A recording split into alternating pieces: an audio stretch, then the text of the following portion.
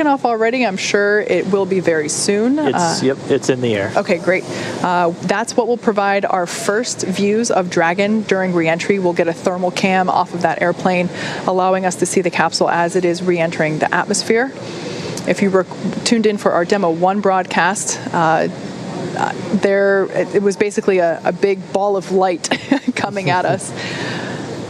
We'll also have cameras on board the recovery vessel, so as Dragon gets closer and is deploying those parachutes, we will also be able to have hopefully some really clear footage of that all occurring as well.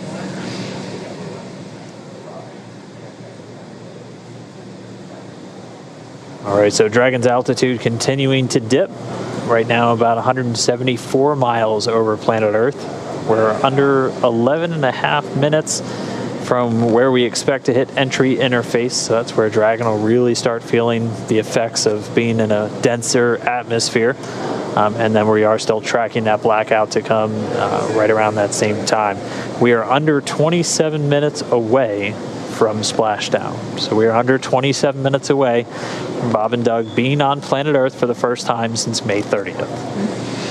To kind of put everything in perspective, the Dragon capsule departed from the International Space Station several hours ago, but according to what Dan just said, it's essentially halfway home just based on altitude alone. So the International Space Station is about 250 miles above Earth's surface. I think right now it's between 250 and 300. I think right now it's about 263 miles above Earth's surface. So based on that telemetry that Dan just read off, is from an altitude standpoint, Dragon is halfway home, and yet that second half is going to be covered in the next 27-ish minutes while we wait for splashdown and recovery, versus the several hours that we've been covering since yesterday. Yeah, and we will continue to see its speed drop as it's dropping out of orbit. It's starting to hit the atmosphere. It's starting to slow from the effects of that friction, generating the heat on the heat shield and building up the plasma eventually around the spacecraft. Its speed's going to continue to drop. It's already below 17,000 miles an hour, and it'll drop to essentially a terminal velocity of about 350 miles an hour right as those drogue chutes deploy. And those are going to pop out when sensors on the Dragon spacecraft, both GPS and pressure sensors, tell the spacecraft it's at the right altitude, and then those will automatically deploy. Those drogues coming out of the top section of the spacecraft using two mortars, or pyrotechnics essentially, to deploy those to do the initial slowing and stabilizing of the Dragon capsule. Yeah, then after that, the main parachutes will pop out and further decelerate it to about 119 miles per hour. And then that will continue to decelerate. And by the time that the capsule is splashing down in the Gulf of Mexico, it's only going 15, 16 miles per hour. So significant reduction in speed there over just the course of a couple minutes. That, of course, is a pretty comfortable speed. The way that the astronauts have described it previously with other types of missions also landing down, doing land landings at about the same rate. They said it feels like you're in a minor fender bender.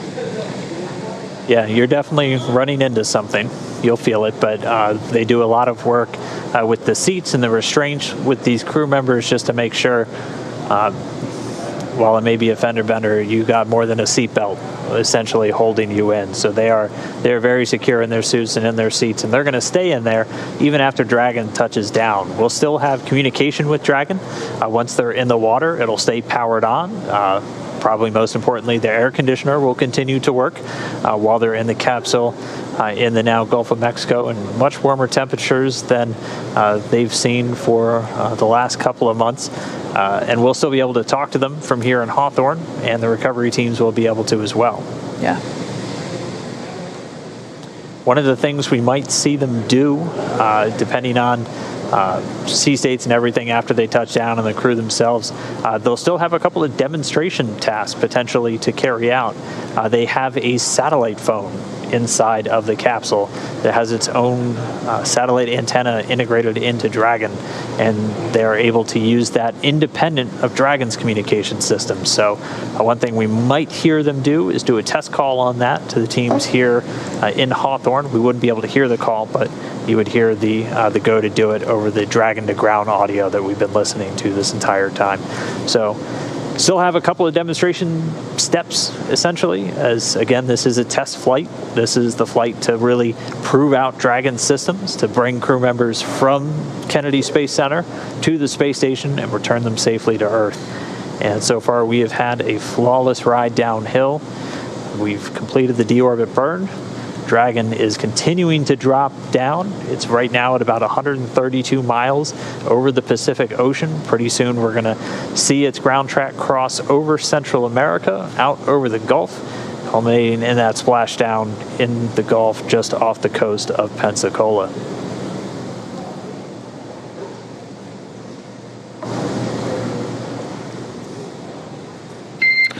Dragon SpaceX for entry brief. Go ahead. Okay, Doug, we have no update to timing because the burn went great and your vehicle is still looking really good for entry. No health issues at this time.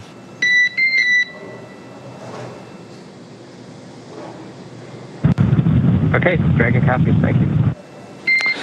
In addition, the recovery team is go and the weather is still great.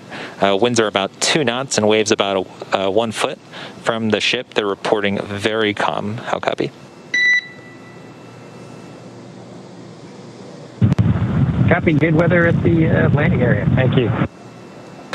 Okay, and last piece is that we do expect some additional ready comm during entry prep 2 due to vehicle attitude. So if you can get us your entry check report a little bit prior to entry prep 2, we'd appreciate it. Copy. We'll go. Okay, thanks, Doug. So there we just had a bit of a briefing between Mission Control and Bob and Doug up in Crew Endeavor, just confirming with them that the deorbit burn was great and that the timing on their pads doesn't need to be updated. We are able to upload new trajectory calculations, including times that remain live depending on how the burn goes, and at this point in time, those don't need to be updated. It is important that they do remain accurate because Bob and Doug, their primary mission right now is to continue to monitor the vehicle status and telemetry and data being presented to them on their touchscreen displays in front of them, and so during the more dynamic events, they certainly want to be aware when things like parachute deploy will be happening and when splashdown is expected. So making sure that the timeline of events, the sequencing is accurate is certainly important in order for them to stay aware and updated of upcoming events. And just another quick position check. Dragon still out over the Central Pacific, down to about 108 miles in altitude. We're expecting that entry interface to come up in the next 4 minutes or so. Again, at that point, Dragon should be at an altitude of right around 62 statute miles, or about 100 kilometers, and that's when it really starts to feel the effects of the atmosphere. It starts to experience the lift and drag and other atmospheric effects it's been free from while flying in the near vacuum of low Earth orbit.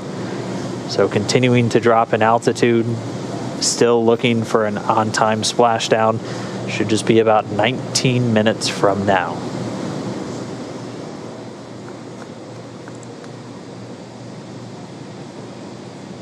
And just a reminder, we do have that blackout period coming. So as they continue to dip in the Earth's atmosphere and get lower and lower, the atmosphere gets thicker and thicker and is going to generate more and more heat, eventually heating up the outside of Dragon to 3,500 degrees Fahrenheit.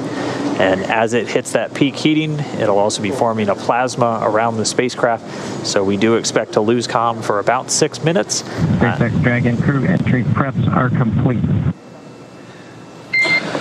SpaceX copies. Entry prep complete. Thank you. The call from Spacecraft Commander Doug Hurley. Entry preps are complete. So they are on board, they are monitoring, they are ready to come home. Yeah, and as of right now, entry prep should have also included final configuration of their flight suits. So we had a question from our social media earlier if the visors will be up or down. Those visors should be down at this point as part of that entry prep check.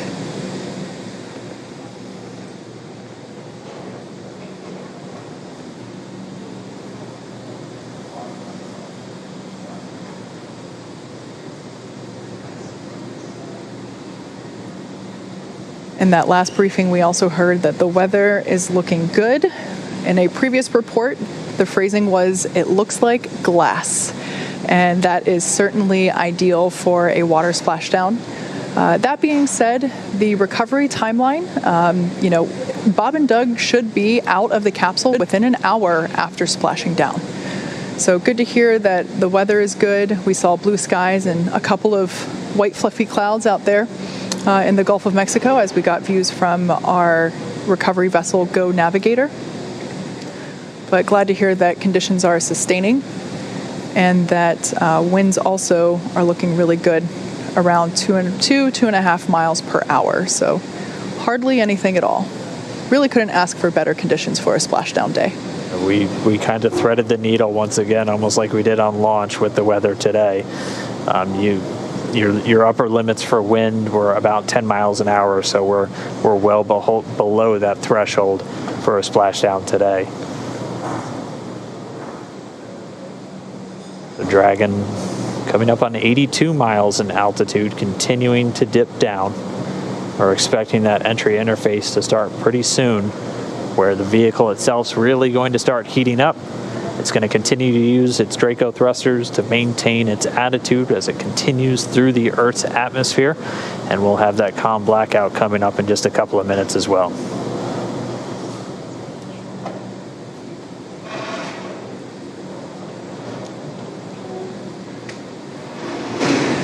Just heard the cabin purge has started again. This is when they're going to flush the cabin of Dragon with cooled air. They're also going to do a suit purge, running cooled nitrox through the suits for Bob and Doug just to keep things at a comfortable temperature for them as the capsule goes through the re-entry and starts to heat up.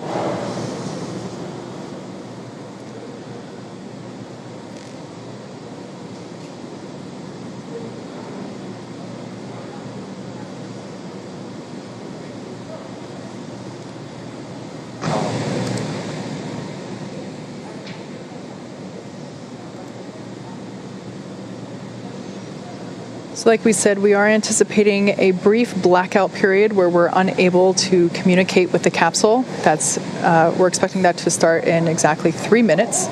That will last for 6 minutes total, and during that time we will be unable to command the vehicle or receive telemetry. That being said, Dragon is designed to be fully autonomous, so it's driving itself anyway. So Bob and Doug will stay fastened in their seats. Like I said, that anticipated loss of signal, or as you'll hear it called LOS, is anticipated to last for just 6 minutes. During that blackout period, the capsule will encounter what's known as entry interface. This is when the capsule is now really in the Earth's atmosphere and beginning to be subject to aerodynamic forces. This is also when a lot of that friction will begin to build up and raise the external temperatures. Dragon SpaceX, we show 2 minutes until predicted calm blackout. We will see you on the other side at 1842.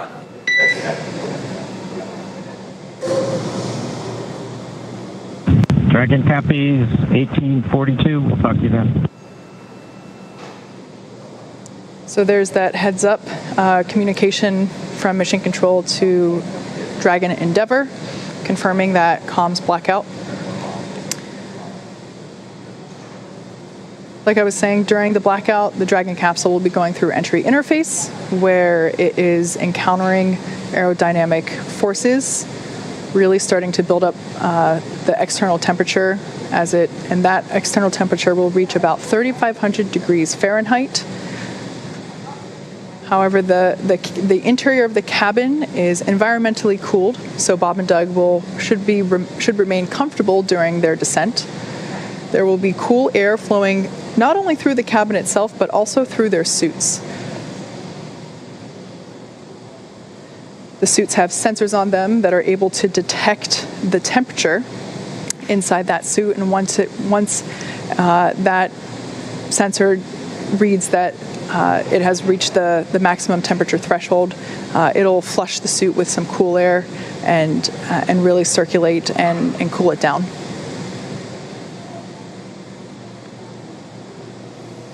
All right, well, we are right around that estimated blackout time. As we heard the call, we'll see them on the other side, expected to regain that communication at about 42 minutes after the hour. So for these next 6 minutes, they're already less than 60 miles in altitude. And this is when the capsule is really heating up during that reentry, reaching temperatures of around 3,500 degrees Fahrenheit, as again, you're essentially hitting the atmosphere more than 17,000 miles an hour, and the friction building up that plasma around the spacecraft. And that's what's going to prevent us from talking to Bob and Doug or getting data back from the spacecraft for the next 6 minutes. Its flight computers are in control, though.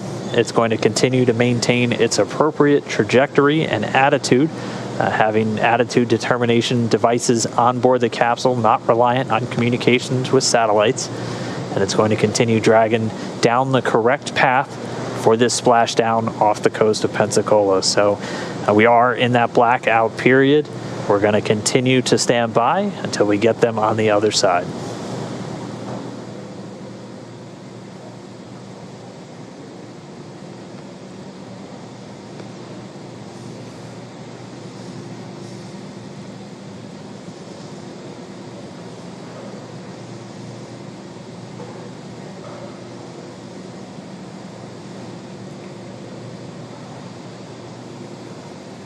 All right, and just about 2 minutes after we get acquisition of signal, AOS, back with Dragon, we're going to be looking for those parachutes, and we should hopefully be getting some views from a couple of our assets out at the landing zone, including our WB-57 high-altitude research plane, which is going to be relying on Dragon's telemetry to actually lock onto it in the sky and give us an infrared view of the capsule during the final stages of reentry.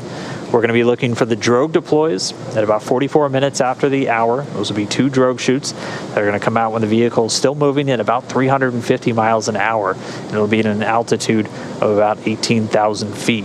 They'll come out and do some initial slowing and stabilization of the spacecraft, and then less than a minute later, they'll detach, and the 4 main parachutes will deploy. You'll see them come out and look kind of closed up initially, and then they'll do what's known as reefing, opening up in really 2 different stages just to minimize the immediate loads on the parachutes themselves. Those main parachutes will come out at an altitude of about 6,500 feet, with Dragon already slowed down to 119 miles an hour, and they'll do the rest of the slowing the whole way down until we splash down in the Gulf of Mexico. We should be 10 minutes away from splashdown.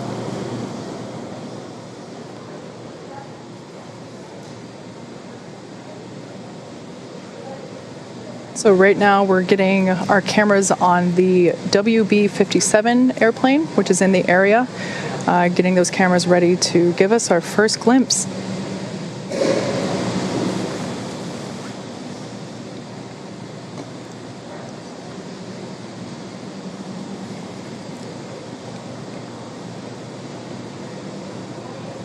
And we should still have about 3 minutes left, a little less than 3 minutes, until we anticipate reacquiring our signal and our connection with Bob and Doug in the Dragon spacecraft. If you're just tuning in, we are in a blackout period that we were expecting. This blackout period will last a total of 6 minutes, and we're about halfway through there now. At the moment, Dragon is re-entering the Earth's atmosphere, and due to the plasma building up on the exterior of the vehicle, we're unable to communicate or send commands, but Dragon is fully autonomous. It is steering itself. And right now, Bob and Doug are flying home.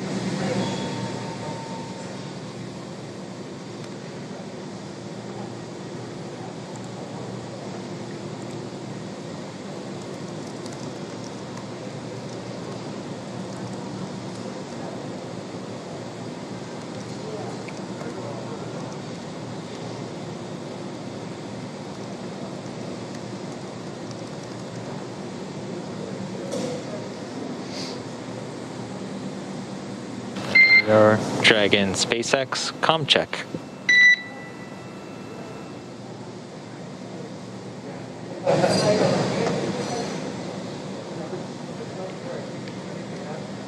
So we're still inside that anticipated blackout window. It does look like we are getting maybe some sporadic data starting to peek through. This is why you heard that communications check with the spacecraft.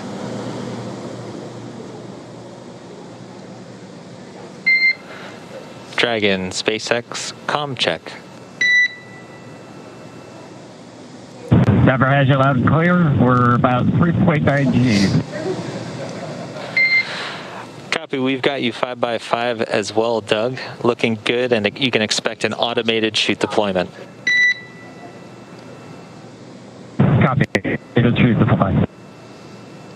All right, really good news there. We have come out of the blackout period and we have reestablished connection with Dragon Endeavour with NASA astronauts Bob Behnken and Doug Hurley on board.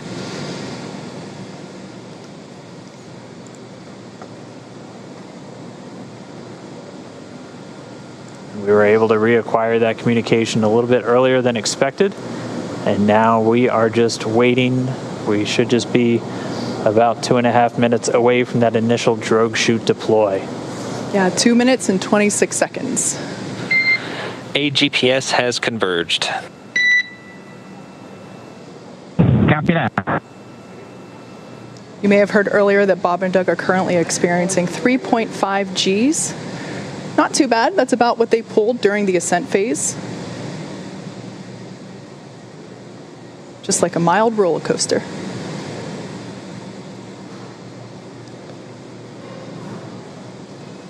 So the vehicle is now over the Gulf of Mexico. It is approaching the landing zone off the coast of Florida near Pensacola. And there we have our first shot. There it is. The first view from the WB-57 airplane. It is dipping in and out a little bit. This is going to be an infrared camera showing us Dragon re-entering. We have that comm back with Bob and Doug. You heard AGPS is converging. Dragon has 3 GPS units that it uses actually in the parachute deployment process as it helps, along with the pressure sensors, really give a solid altitude to the flight computers on when these are supposed to deploy. And we're standing by for the drogue chute deployments. We should be just under 5 minutes away from splashdown. Passing 15 kilometers, brace for drogue window. Copy. We're braced. Just about 14 kilometers in altitude, 8.4 miles, continuing to descend. There on your screen, we have a shot of the capsule as it is preparing to deploy those initial parachutes, the drogue parachutes. Again, these parachutes help slow the vehicle down even further and help stabilize in preparation for main chute deployment.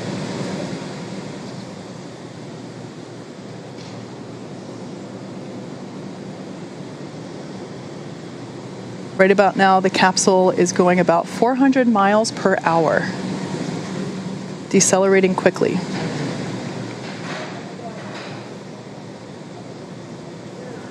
And standing by for drogue deploys.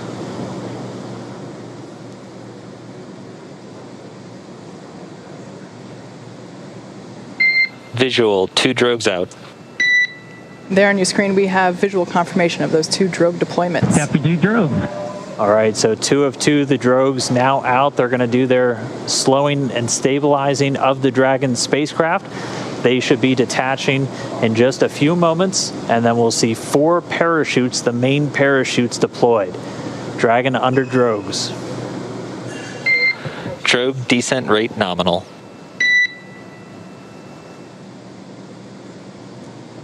So the expected descent rate, the expected velocity under the drogues nominal, we're right at around 150 miles an hour and already dropping. You can see the drogues now detach. And there we have confirmation of deployment of the 4 main parachutes. We are visual on 4 chutes out. We are visual. 4 main parachutes Copy deployed. 4 main.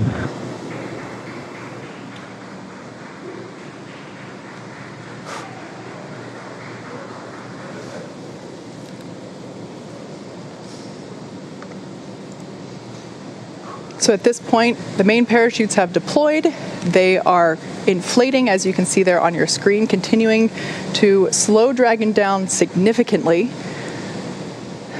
We are anticipating splashdown in just under 2 minutes and 30 seconds. Yeah, we've already slowed the vehicle down to about 16 miles an hour. It's already less than a kilometer in altitude.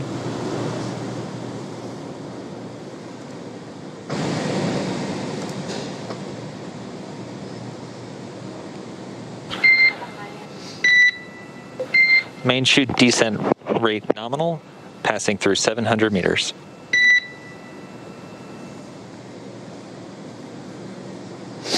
So at this point, Dragon has saved all propulsion systems on 600 board. meters.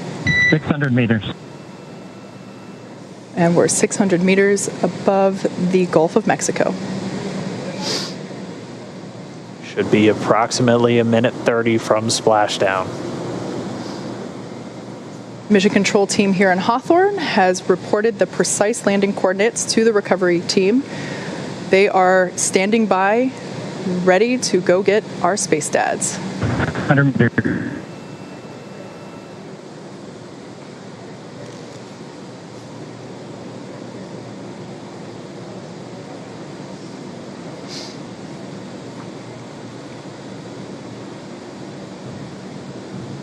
We just passed about 300 meters. 1 minute till splashdown.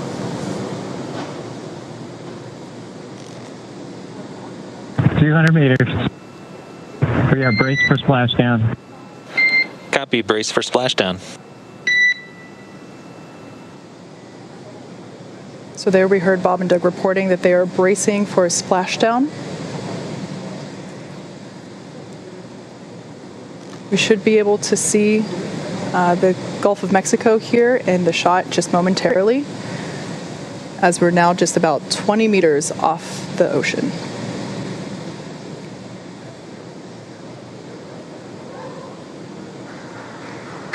Splashdown. As you can see on your screen, we have visual confirmation for splashdown. SpaceX copies and concurs. We see splashdown and mains cut. Dragon Endeavour has returned home. NASA astronauts Bob and Endeavour, Doug. on behalf of the SpaceX and NASA teams, welcome back to planet Earth, and thanks for flying SpaceX.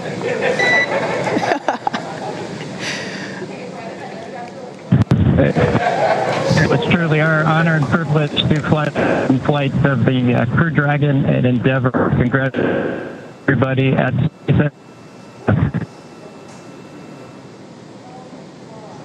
All good, and we're into section of 4.800.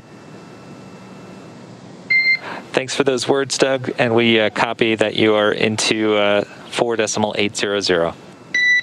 So great news all around there. Our space dads are back on Earth after a 19-hour return journey from space. Dragon Endeavour has splashed down in the Gulf of Mexico, just off the coast of Pensacola, Florida. And on your screen there, you can see our 2 fast boats, and they are indeed fast, racing out to greet Dragon Endeavour as it sits there. The first, on there we can see a view inside the capsule. Bob and Doug looking good. Although the communication was a little choppy, we did hear... SpaceX Endeavour in 3.1, we show ourselves in stable 1. And SpaceX copies for vehicle assessment, step 3.1, stable 1. Good news. Stable 1, essentially. They're upright in the water. Stable 2, also another potential where it could be on its side or even upside down, but Dragon does have a water ballast system to keep it upright, where it's able to essentially pump seawater into bladders in the service section of the capsule. But they're upright. We already see the fast boats approaching. They touched down, came right on time at 11:48 a.m. Pacific, 1848 UTC. Bob and Doug now in the water, and the recovery ops, they've already begun. We already see the fast boat starting to move in. We're still maintaining that good communication back with Bob and Doug and the team here in Hawthorne. Pretty soon we should be getting the go for them to move in, begin their hypergol sniffs, and begin wrangling up those parachutes. But we can see Bob and Doug inside the capsule back on planet Earth. Yeah, those fast boats will be moving in to do a couple of things. They'll be performing what's known as a sniffer test. That's essentially to ensure that the air around the vehicle doesn't have any toxic fumes from the hypergolic propellants on board. So once we get the all clear from there, the water recovery lead will give the go for approach, and that's when the first fast boat will actually approach the capsule. Hopefully give a little wave to Bob and Doug through the window. And one of the team members will actually climb on top of Crew Dragon and begin to place the rigging equipment necessary to hoist Dragon out of the water. Oh, still getting a view from the WB. The airplane flying overhead, it gave us those great views of really our first views of Bob and Doug re-entering the Earth's atmosphere. From up above. You can see the 4 parachutes in the water. We heard those were cut automatically as expected by Dragon. So for now, the crew just standing by. Again, they're going to stay in their suits, in their seats. We're waiting for all these initial checks. Dragon, SpaceX, comm check. Loud and clear, how else? Loud and clear as well. Just wanted to verify a quick comm reconfiguration. Thank you.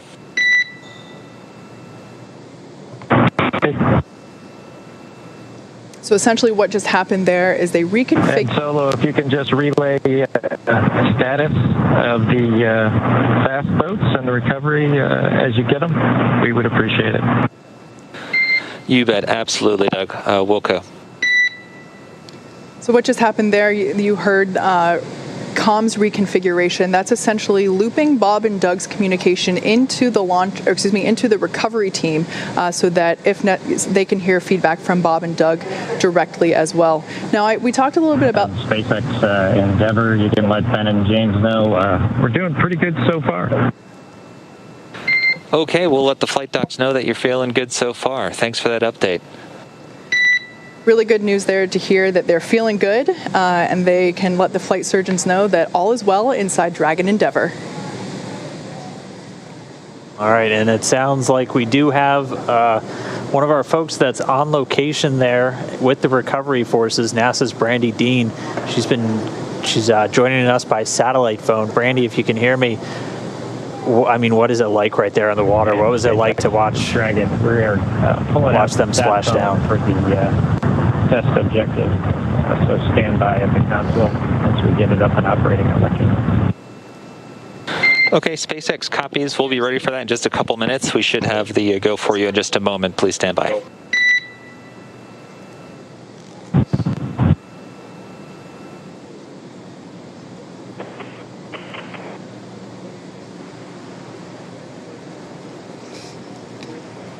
I can hear you, but they're good.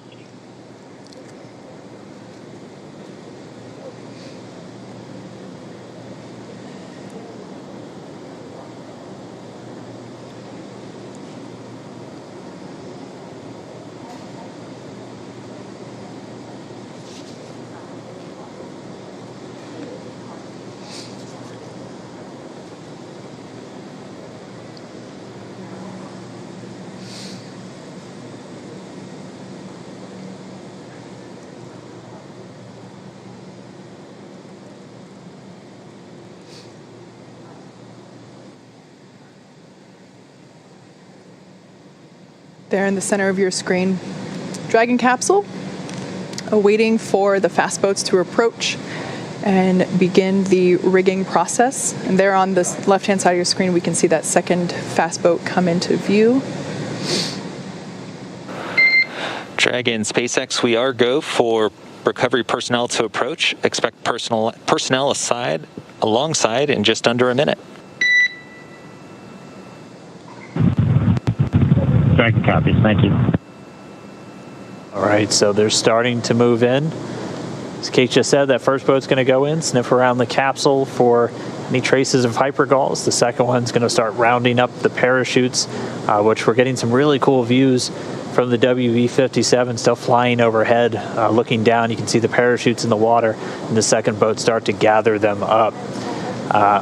We'll try one more time real quick. We have NASA's Brandy Dean out with the recovery forces. Brandy, if you can hear me, what was it like to watch this Dragon come down under parachutes? Oh, it was amazing. I wish everybody could have had my view. It was such a beautiful sight. It's a gorgeous day. The water is calm. Really the best weather we could have asked for. And we heard the sonic booms as it made its way back. And we were able to find it early on as the parachutes were deploying. So it was very exciting for everybody who was gathered here. That's incredible. We actually had some questions from people if you'd be able to hear the sonic boom, and we weren't sure. So I'm really glad you just answered that for us. I mean, we talked so much about the weather. You said it looks great. What was it like on the ride out there? Has it just been kind of clear skies and clear seas the whole way?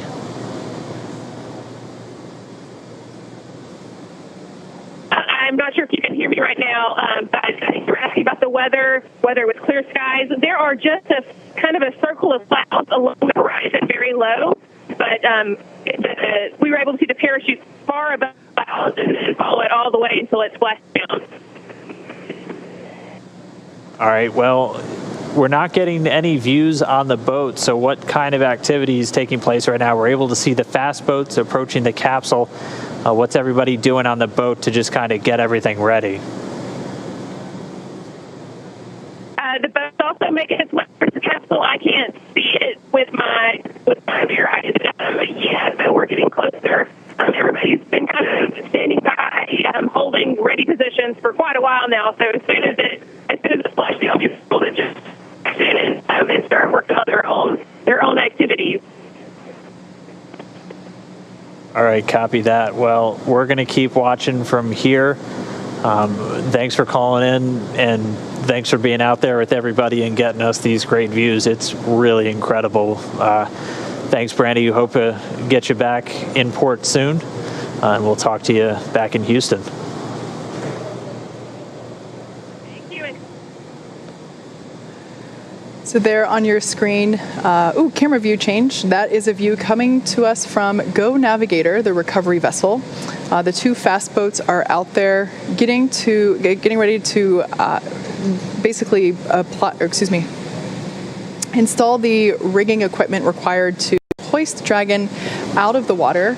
The other fast boat is actually collecting the parachutes from the water. We definitely want to bring those back on board with us.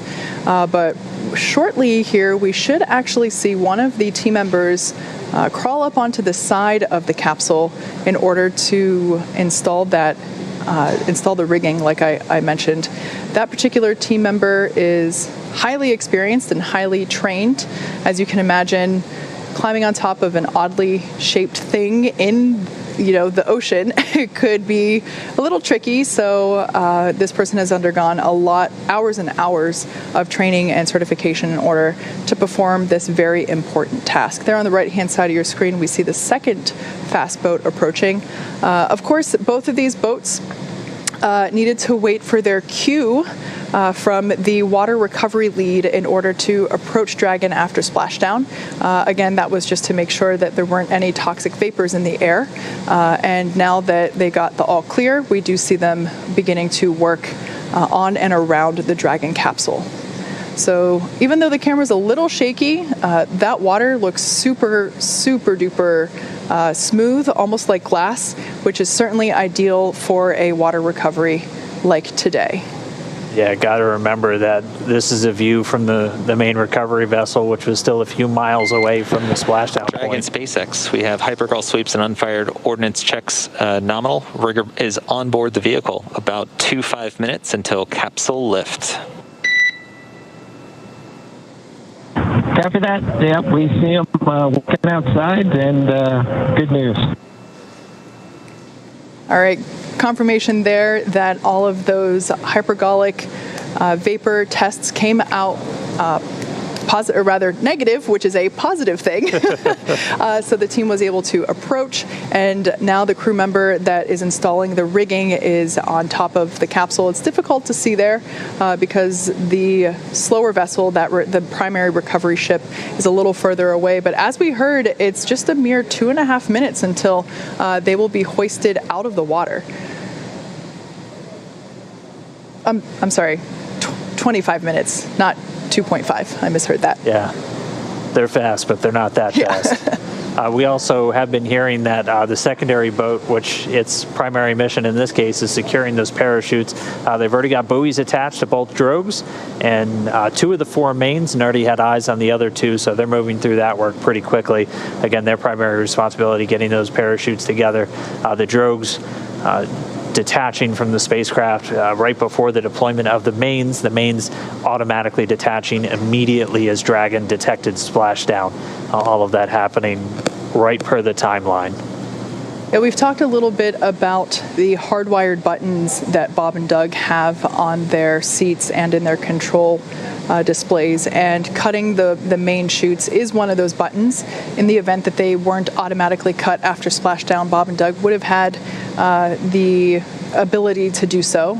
If the winds were stronger and they caught the parachutes, it could certainly create a condition where the capsule could be moved unintentionally by those dragging parachutes. So definitely want to avoid that. So that's one of the few buttons that are hardwired into the cabin for the crew.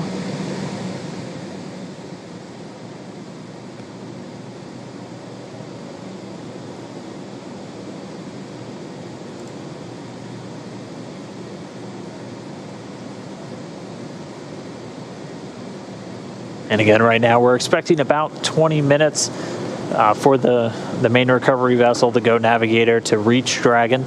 By that point, all the rigging will be affixed, and then they'll be able to use the A-frame hydraulic lift on the back of the vessel to begin to pull Dragon up out of the water.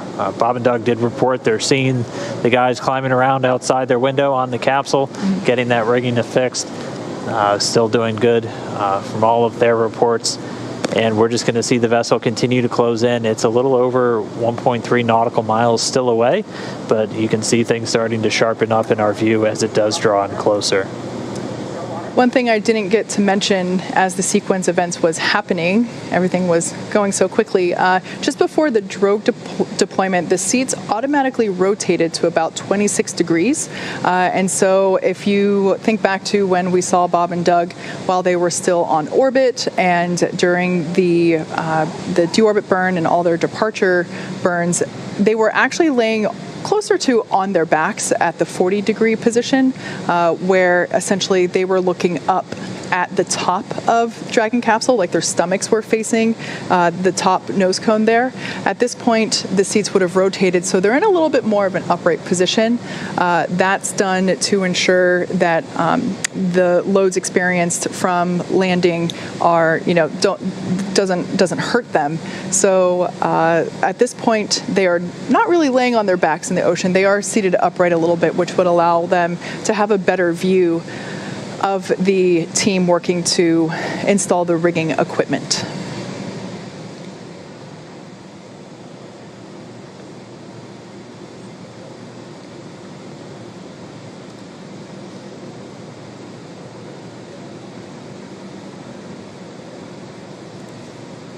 So at this point, we're at about 22 minutes until Dragon will be lifted onto the recovery vessel.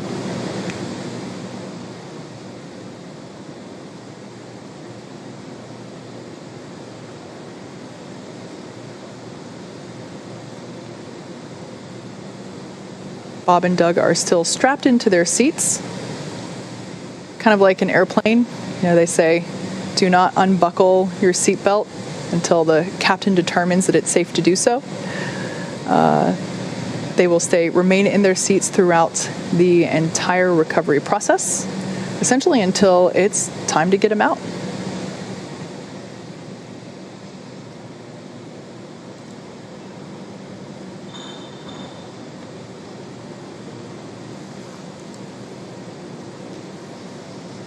Like I said, we are expecting to lift Dragon onto the Go Navigator recovery ship in about 21 minutes. And then in 28 minutes, we will be opening that hatch and beginning crew egress, also known as exit.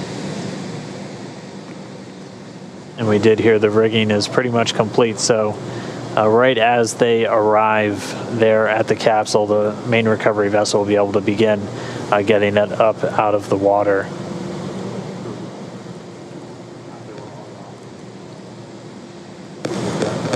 So now as the recovery vessel Go Navigator is getting closer to Dragon's position there off the coast of Pensacola, Florida, we're able to see the capsule in a little bit more detail.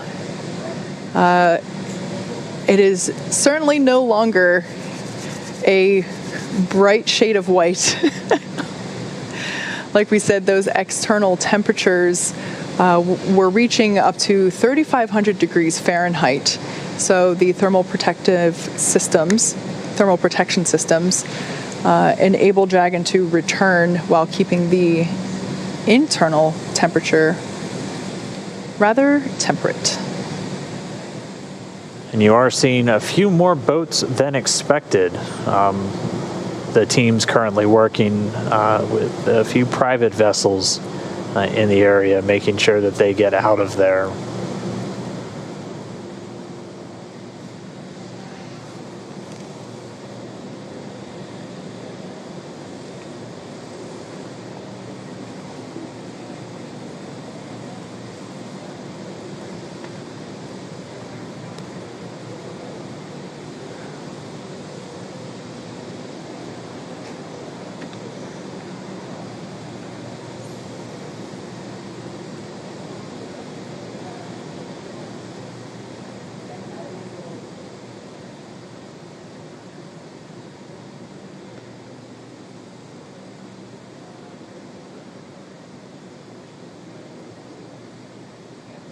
And now we see one of the SpaceX fast boats moving in.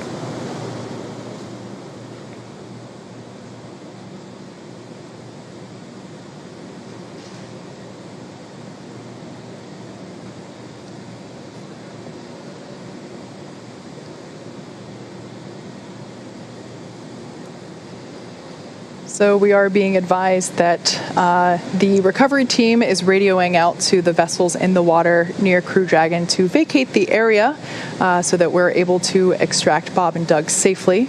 Also for the safety of those folks in the area as well, not just Bob and Doug. Yeah, this is obviously a dynamic operation. One of the first things we do is make sure there aren't essentially poisonous fumes around the capsule, so something like this just really can endanger the whole thing, endanger the crew members and endanger themselves. So the SpaceX team's moving in to try and get them away so they can safely recover the Dragon capsule and get Bob and Doug on deck and safely inside their medical quarters. So we can see them, they're getting a lot closer. We expect about 10 minutes or so until they should be in position. All the rigging has been affixed on the Dragon capsule. And once they arrive, they'll be able to use that hydraulic lift to get Dragon up and out of the water.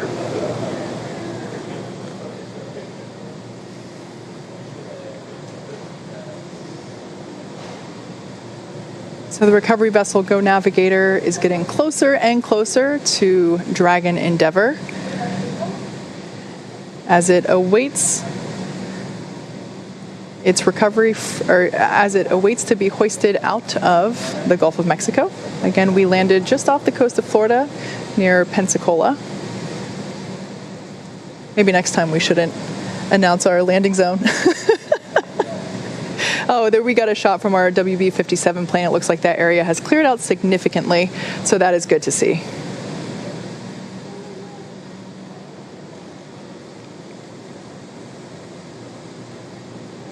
And we're also hearing that all of the parachutes have buoys on them, so also good news as the recovery process continues for SpaceX Demo 2.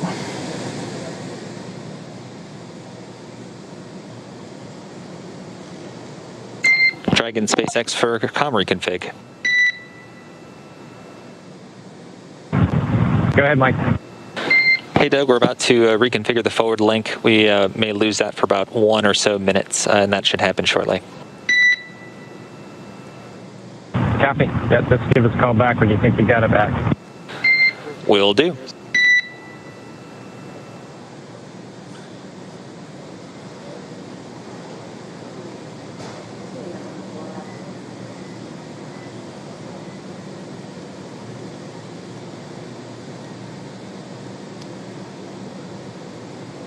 So as the main vessel gets closer, it's going to back up and get its hydraulic lift set up right next to the Dragon capsule, still in the water. Bob and Doug still inside, just waiting for that recovery. We should start the hoisting operations in the next 10 to 15 minutes. And then it'll be a pretty quick lift up out of the water using that hydraulic lift into the Dragon nest on the deck of the boat, or the ship rather. And then they'll move it underneath the helipad into essentially the crew recovery area, where they'll have a platform right up to the hatch. They'll be able to open up the hatch. SpaceX medical doctor will be the first one through the door, able to do a quick check-in with Bob and Doug on their status. And then he and the other medical doctors, flight surgeons, and trained technicians will begin to help them out of the capsule. Yeah, earlier, just after splashdown, we did hear Bob and Doug report that they were feeling good after reentry, so that was relayed to the flight surgeon, and good news to hear. Again, this is a view coming from the WB-57 plane as it is circling the area, and we can see Dragon awaiting to be pulled out of the water. Again, we are anticipating that lift to begin in just under 15 minutes. We're approaching 14 minutes here. And then in 21 minutes, we will have an open hatch. And you can see the main recovery vessel in the top right there. That's the helipad with the big SpaceX X on top. It's now backing up towards the capsule. Certainly not to be confused with one of our landing drone ships.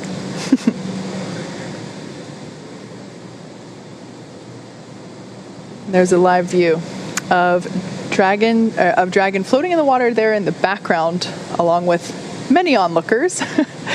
Certainly from a safer distance at this point. This is a live shot coming from Go Navigator, our primary recovery vessel here. So its Crew Dragon is also accompanied by the fast boats that are helping to bring it in closer. And there you can see a couple of the recovery team members on the deck. And also just behind them, we get our first good view of the nest. Yes, so this is essentially the nest in the background there. Dragon will be hoisted using the hydraulic lift out of the water and into that nest. That nest will then be pulled towards the camera from this view, towards those individuals on that upper deck there. And that's where the Dragon SpaceX comm check. Loud and clear, Solo. How us? Loud and clear as well. And from the video, it looks like the boat is about one length away, about 5 to 10 meters, backing up to you. Copy that. Thanks for the update. All right, so good news there. We're getting ready to see Dragon to be lifted out of the water and into the recovery nest.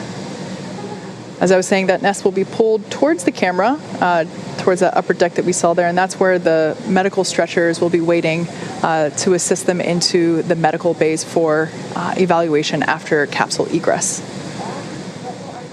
It's already been 25 minutes since they splashed down. It doesn't feel like it. That was definitely the fastest 25 minutes of the day. the timeline we were anticipating was for the lifting operations to start within about 30 minutes, so we're pretty much right on the timeline still. That's been a pretty common thing so far today. You can see them with one of the fast boats getting it positioned to start moving out with the additional rigging to affix to the Dragon capsule, where they're going to use this A-frame to pull it up out of the water. And you can see the Dragon nest at the very bottom. It's that circular object with the A1 right on it. So while this is the first time we are recovering a capsule with crew members on board, the recovery team has been... And Dragon, just letting you know, we got a couple lines connected and rigging is in progress. Copy Copy that, SpaceX. Thank you. All right there. So just updating the crew that they might feel some momentum as a couple of the rigging lines are attached. There we can actually, there's our first good shot of the individual who is placing that rigging equipment. Again, that's someone that's highly specialized and very well trained for these operations. As I was saying, the recovery team has rehearsed and practiced this with Bob and Doug themselves, actually, in a test capsule, practicing the egress as well as they have practiced the recovery process many times, and actually through those practice runs, they have effectively cut the recovery period in half from the initial Demo 1 mission. So it's really nice to see that the process itself, after being rehearsed and carefully choreographed, is going super efficiently. Again, safety is the #1 priority, so making sure that only personnel involved in active recovery operations are present on the deck. You may have heard us mention before that there are about 40 people on board today, but we certainly don't want anyone in danger or to fall overboard. That guy intentionally jumped. Speaking of falling overboard. We're ready. Thank you. All right, so the crew was just told in the next 30 seconds, they have the lines affixed, so they're going to start lifting the capsule up out of the water. And at this point, the communication we're getting with Dragon is actually being routed through the boat itself at this point. So there we can see the lift. Dragon is out of the water. Yeah, so now now that A-frame's going to start swinging it back. And it's bound right for that nest at the bottom of your screen.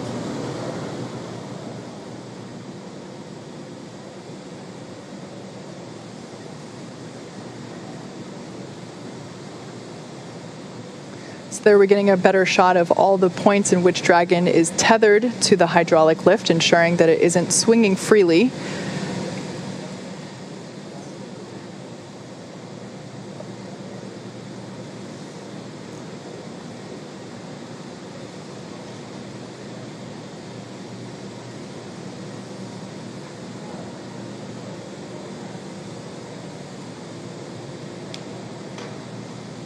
And there we can see Dragon Endeavour being carefully set down into the recovery nest on top of Go Navigator. Dragon SpaceX, welcome aboard the recovery vessel. Recovery personnel are completing final checks and preparing to translate you to the egress platform. Be happy. Thank you. So for the first time in 2 months, NASA astronauts Bob Behnken and Doug Hurley are on some sort of ground. I guess we can't call it solid ground because it is a ship. However, it is the first time that they are not in space, on a rocket, or bobbing in the ocean. Yeah, so now that they're in the nest, they're going to start translating it forward. And Dragon's going to move into essentially the hangar section underneath that helipad and then up to that recovery platform that we saw a little bit earlier. At that point, the spacecraft technicians will work to open up the hatch. As we said previously, it's a manual process with a couple of different attachments you have to engage before the hatch itself can be opened. They'll get it opened, and then SpaceX's Neil Menon will be the first one through the hatchway to check in on Bob and Doug, get their initial health assessment, see if they're ready to move, and then we'll start assisting them out of the capsule and into that medical facility on the boat.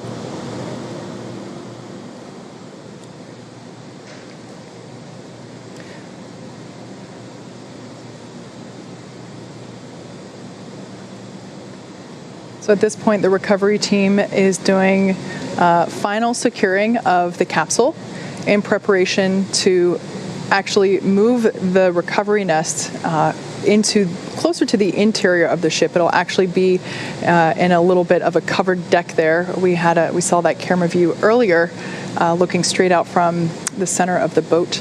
So once Dragon is secured in the nest will be translated then forward and closer to the recovery closer to the position in which we're able to actually open the hatch. So while Dragon is on board safely, we're not able to do that just yet. Yeah, they're working to detach some of those lines that were used to hoist it using the A-frame, and we heard that they should be done with that in just a moment, and then we'll start that translation.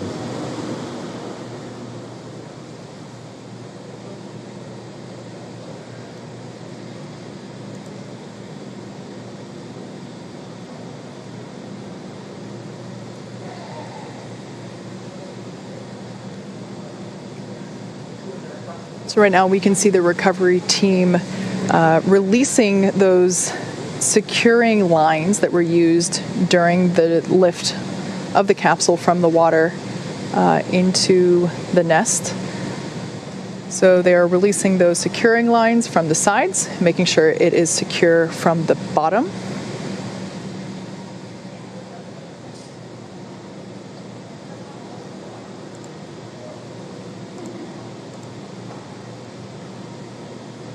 And there we see Dragon moving forward. Look at that. Smooth as a Tesla, I would say. It's really interesting to see those scorching marks now that we get a really nice up-close detail shot of Dragon. Standing by for the go for side hatch open. That rounded square there in the center of the capsule is that side hatch, and on either side are those oval windows. Dragon SpaceX, stand by for side hatch opening and egress. Copy, we're ready. All right, crew got the call. We are go for hatch open.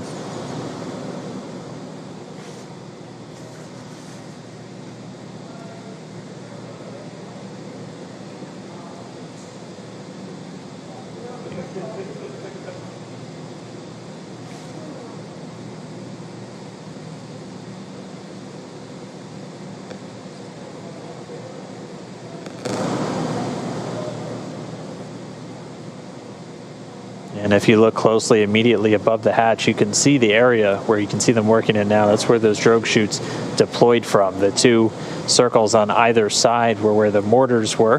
The main parachutes now hidden by the platform underneath the side hatch.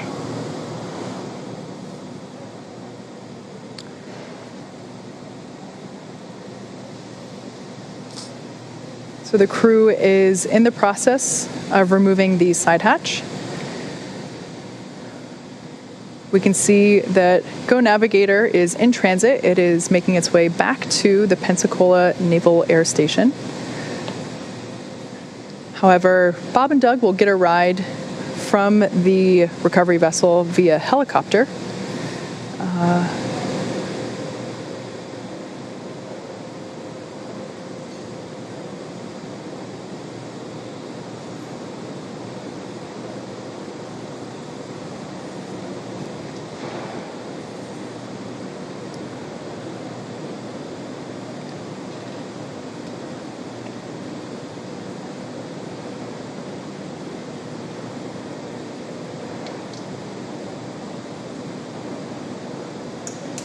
So again, we're preparing to open the side hatch, and once that is done, the flight surgeon will pop his head in, do an initial check, see how Bob and Doug are doing.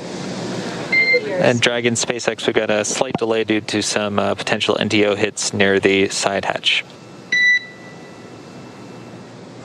Copy, Mike. We're standing by.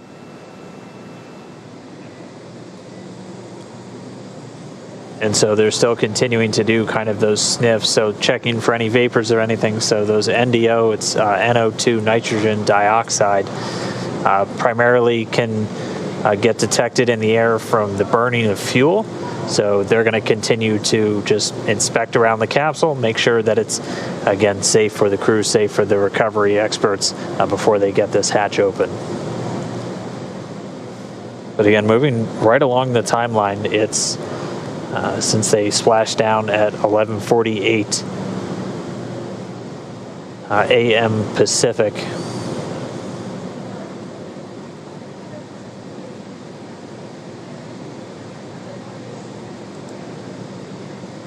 And so again, they're just pausing the operations for a moment, doing some additional air sampling around the prop system. We still have telemetry being fed from the vehicle, so flight controllers here in Hawthorne able to monitor prop tanks, propulsion tank pressures, and not seeing any issues with those at the moment.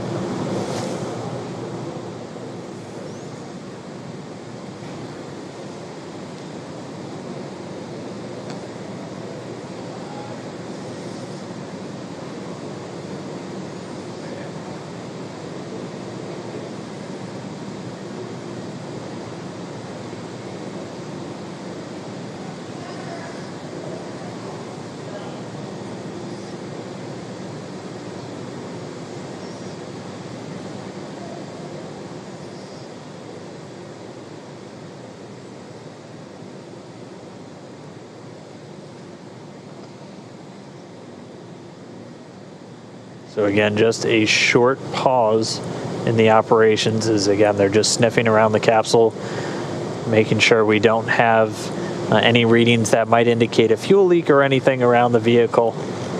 They did detect some NDO, some nitrogen dioxide, which is typically a residue that arises from the burning of fuel.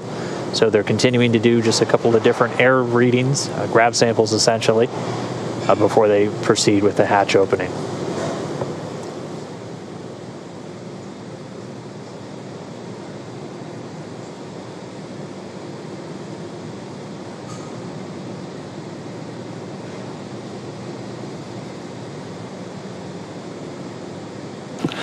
And Dragon SpaceX update, we're still investigating. Looks like we'll be setting up a service section purge. We're working on an ETA for you.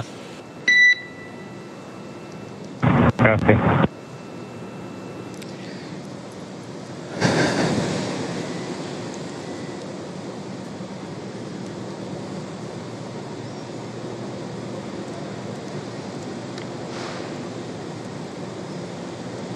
In case if you're just joining us, NASA astronauts Bob Behnken and Doug Hurley have safely returned from the International Space Station. They made an on-time splashdown in the Gulf of Mexico just off the coast of Pensacola, Florida at 11:48 a.m. Pacific, 18:48 a.m. Universal Time. And they have been pulled out of the water and hoisted onto the recovery vessel Go Navigator. And right now, the team is just completing, they did an initial check and found that there might be some remnant vapors, which we certainly don't want to be around when we have Bob and Doug coming out of the capsule. So the team is working to purge the service section in preparation for crew egress. Just a little commentary on the hatches that we've been talking about. So while Dragon's top hatch is used to connect to the International Space Station, that's the one that's located under the nose cone, which is currently hidden there at the top of the capsule. This is the side hatch is what is utilized for ingress and egress, both on the launch pad as well as coming up here on the recovery vessel. When the when the capsule is docked to the International Space Station, they will use the forward hatch to exit and enter the capsule. Something to note that once that side hatch is opened, it'll be the first time that Bob and Doug have gotten a breath of fresh air. The first time that they've been able to do so in 2 months since they boarded the Falcon 9 at the start of their mission back on May 30th.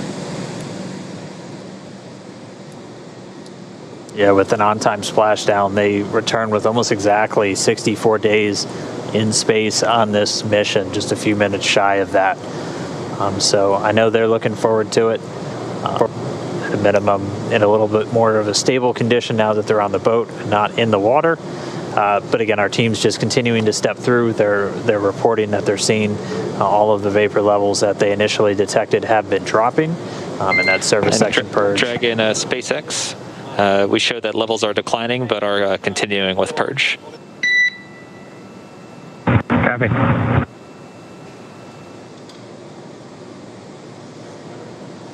And in addition, just so you know, we are not seeing any, leak indications or anything like that. These are pretty small levels, but we still need to do the purge at this time.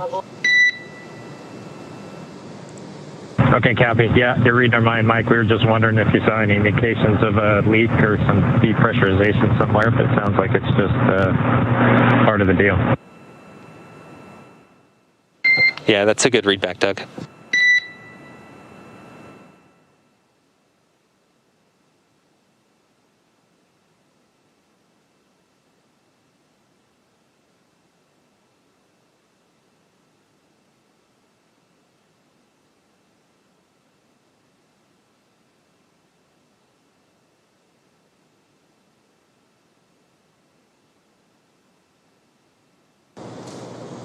All right, so we're just continuing to get a view down right at the hatch of the capsule. They are detecting those very small traces of a couple of the hypergalls. The one we've heard specifically mentioned was NDO or NO3 nitrogen or NO2 nitrogen dioxide. They are at very low levels, obviously not at a very harmful level, as we still have people in close proximity to the capsule. They are going through with the purge. They're not seeing any indications of a leak in the service section of Dragon. That's where pretty much all of those different fuel tanks with the hypergalls are located inside the capsule.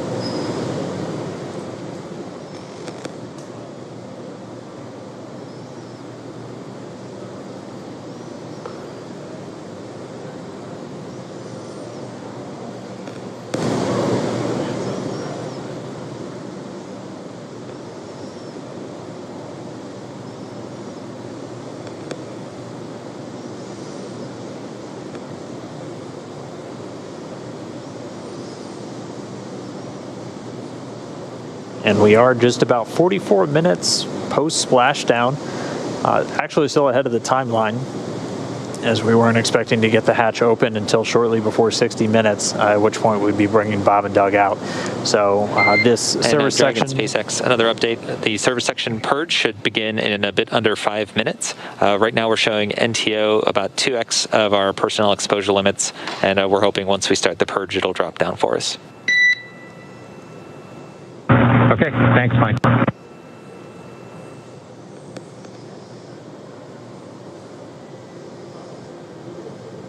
And I'm going to have to correct myself. So it's NTO, that's the dinitrogen tetraoxide, and that's one of the hypergallic fuels used inside Dragon for powering those Draco thrusters.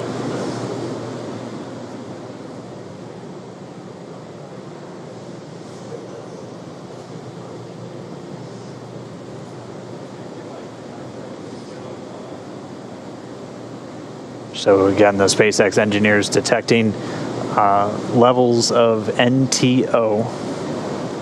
It's dinitrogen tetraoxide. It's one of the hypergallic fuels used inside the Dragon spacecraft. Levels higher than they would like, so they're essentially doing a purge to help dissipate any vapors in and around the service section where those fuel tanks reside in the Dragon capsule. We're expecting that to take within the next 5 minutes or so. We were still expecting the crew out inside of an hour, so still on the timeline or a few minutes ahead, and we should be seeing Bob and Doug. Once we see those levels continue to drop around the capsule, we'll begin to step through the hatch opening process once again.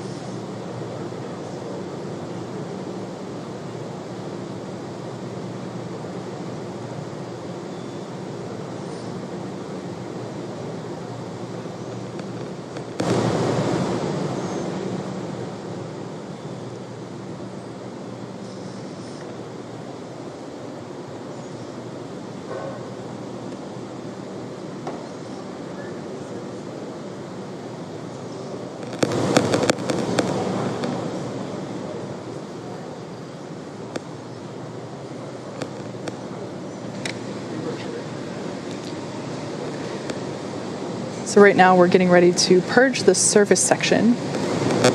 This is to make sure that the lingering NTO fumes that the team is detecting get flushed out, essentially. The service section is not the interior cabin where Bob and Doug are. It's actually the part of the capsule that is outside of the place where Bob and Doug are. It's external to the cabin, but it's inside the capsule itself. So you can think of it as the space between the exterior of the Dragon capsule and the interior space where Bob and Doug are. I think the interior pressure vessel, essentially. Yes, exactly. Yeah. So Bob and Doug are fine. The air that they are breathing is, that nitrox mix that they've been getting throughout the entire duration of today's operations. But it'll be essentially the area below their cabin, completely sealed off from the service section. Yeah, that service section is where there's a lot of telemetry. It's where there are the prop tanks, and we're just making sure that those get aerated so that lingering fumes are swept away. Yeah, again, they had detected higher levels than they want to see of nitrogen tetroxide. That's one of the two hypergolic fuels used in Dragon, the other one being monomethyl hydrazine. Those two fuels, essentially when thrown together, even without an ignition source, will react. That's what makes them hypergolic fuels. Much simpler, more elegant solution used in a lot of on-orbit maneuvering systems in spacecraft.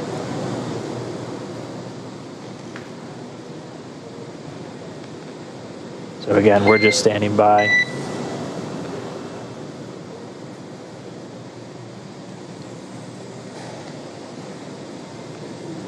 So as you can see on your screen, there is one crew member that has kind of what looks like a... Dragon SpaceX, don't have a huge update for you. Just letting you know the service section Purge is still in work.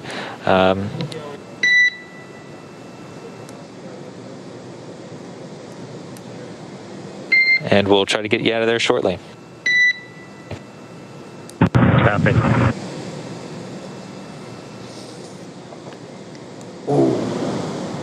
So as I was saying, two individuals on your screen there, one with a face mask and what looks like a scuba tank there with some clean breathing air. There might be another crew member with the same personal protective equipment or PPE that will come on deck here. That type of equipment, there we go. That's the kind of equipment that is required in order to perform this purge. Again, the NTO the fumes from that are toxic. And of course, we want to keep all crew members safe as we prepare the side hatch for opening in order to let Dragon Bob and Doug SpaceX, egress. looks like limits are dropping and getting pretty good. We're still continuing with the purge just to be extra sure. Okay, that sounds good, Mike. Thank you.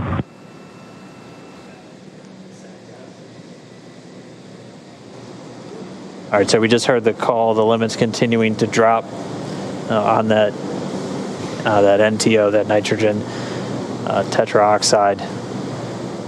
So they're just going to continue to monitor those. They're doing a purge, essentially flushing the air around the service section where the tanks for those hypergolic fuels are in Dragon. As Kate was talking about, they're not inside the pressure vessel, the section of the Dragon interior where Bob and Doug and their atmosphere exists. They're essentially outside the pressure vessel, but still inside the outer shell of the Dragon spacecraft.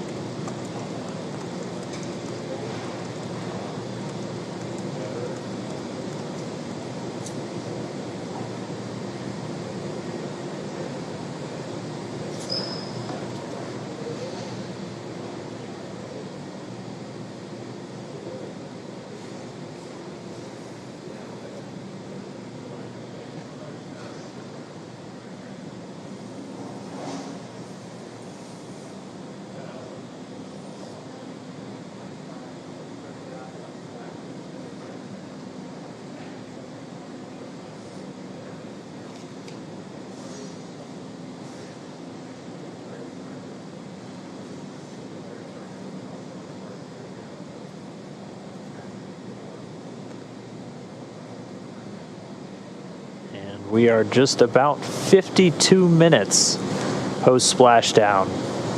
Again, we're just waiting for them to get good readings on the levels of any hypergol vapors still in existence around the capsule, and then they'll be able to step back in to this hatch opening.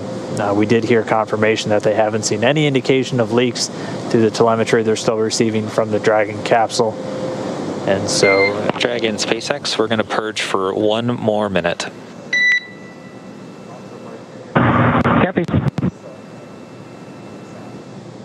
There we go. Should be 1 more minute. And then if levels have dropped sufficiently, we'll be able to step back in to the hatch opening process.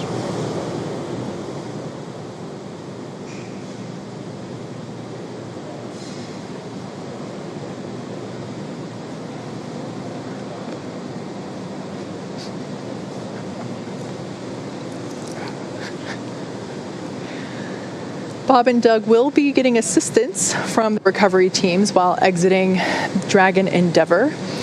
This is the same process for any returning long-duration crew members, as returning to a gravity-rich environment can, be a little jarring, wreak havoc with our vestibular system. So, which is responsible for maintaining balance and motion. Of course, as you've heard us say multiple times earlier, safety is our #1 priority with this operation. So you will see both Bob and Doug helped out of the capsule and assisted to just the few feet over to the medical quarters aboard the boat.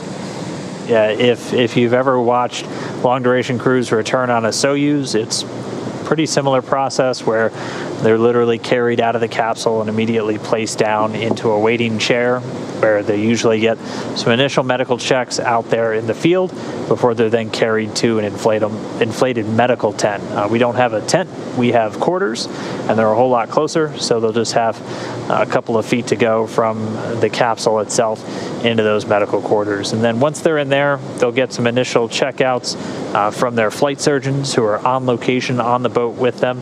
These are the people that have essentially been responsible for their health and well-being throughout their mission, both beforehand, all of their pre-flight data takes, offering them support in the lead up to launch, and then the entire time while on board the International Space Station. And then they're right here with the front line, with the recovery teams, ready to welcome them home.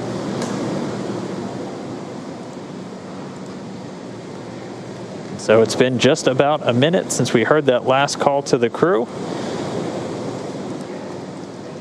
We should be just about done with the purge. We're going to stand by, and hopefully we'll resume these hatch opening operations in just a moment.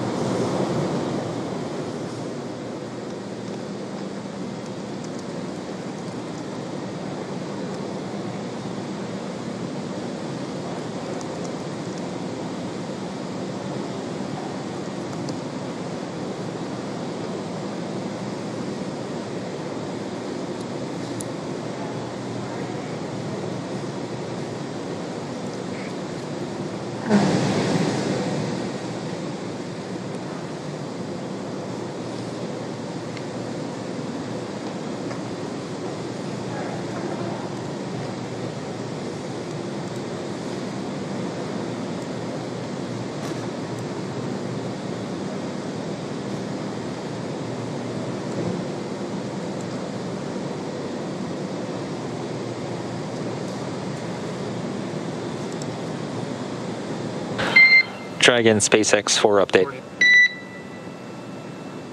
Good. Okay, exterior, we're seeing 3 parts per million NTO and 6 parts per billion of MMH. Nil, however, is asking that you de-stow your Driggers and take a sample inside the cabin.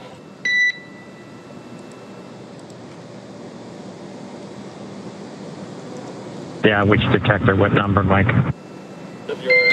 Yeah, it'll be detectors 2 and 3 in location 14.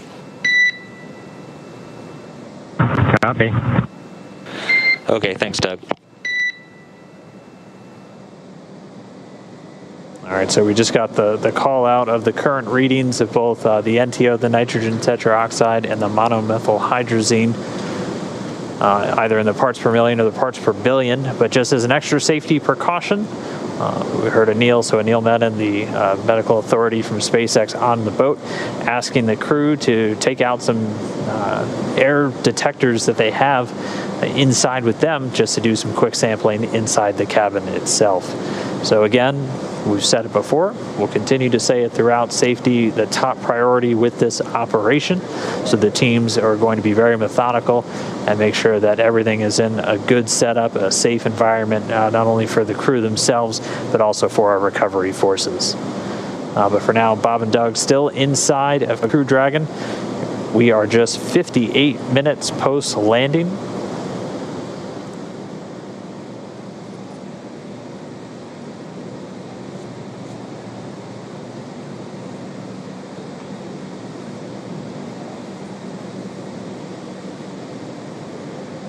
SpaceX Dragon with a status. Go ahead, Doug. Okay, for NO2 on detector 2, it reads 0.0. And on detector 3, it also reads 0.0 for MMH. Okay, great news. 0.0 for detectors 2 and 3 for NO2 and MMH. Thank you very much. That's a good copy. And so Doug Hurley reporting zeros across the board, no traces of either the NTO or the MMH.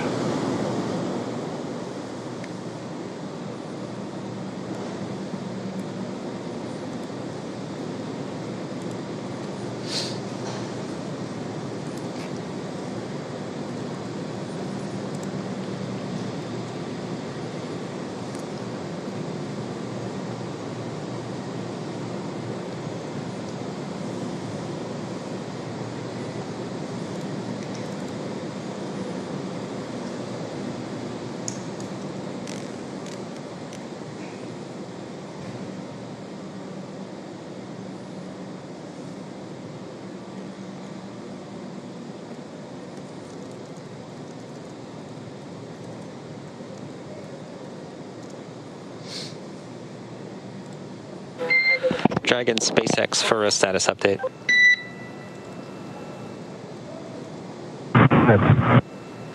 Okay, so currently our exposure limits are below limits, but the Purge is actually doing a pretty good job. We saw NTO go from 3 parts per million down to 1.5 over the last few minutes. So ideally, with a lot of caution, we'd go ahead and let the Purge run for a little bit longer, but we want to see how you guys are doing. If you're okay with continuing with the Purge versus knock it off and get you guys out of there quickly. Yeah, we're fine hanging out, Mike. No problem here. Okay, thanks for that, Doug. We'll keep working the Purge to get us down, and thanks for that. Thanks for that. Yeah, let's just keep everybody safe. No reason to rush. Yeah, we concur.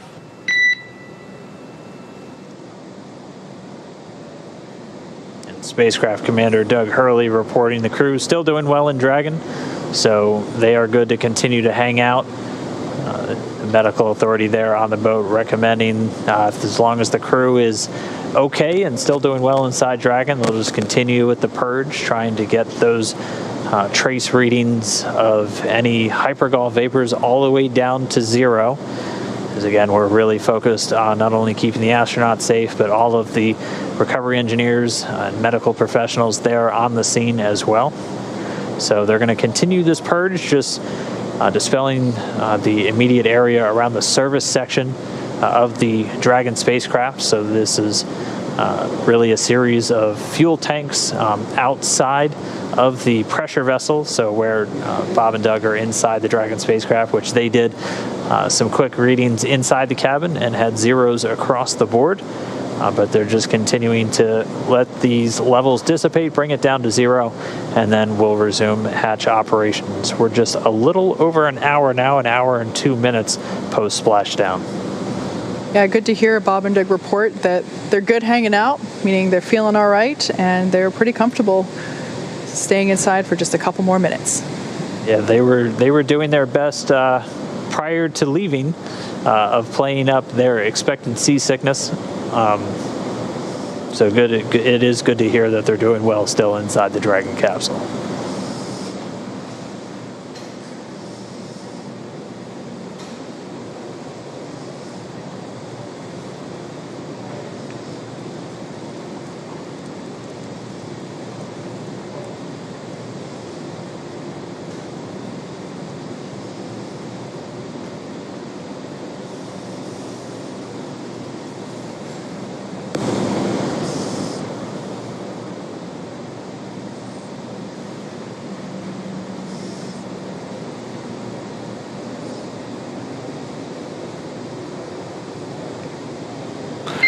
And Dragon SpaceX, we're still seeing good indications from the Purge. We're looking to go about another 5 minutes and looking for 0 indications. If at any time you'd like us to speed things up, please let us know.